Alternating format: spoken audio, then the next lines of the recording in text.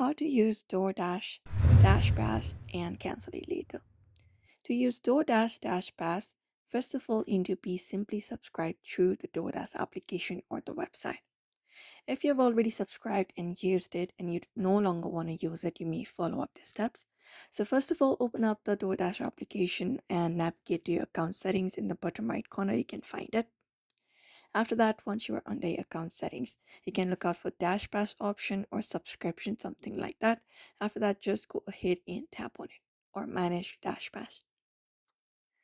After that is done here, you will be finding your payment details and different kind of membership. You just need to head over to the membership option and follow the prompts to start your Dash Pass subscription. I mean to cancel it. So first of all, select your reason why you would like to cancel your Dash Pass. So just head over and select one of the reason. After that, continue the process.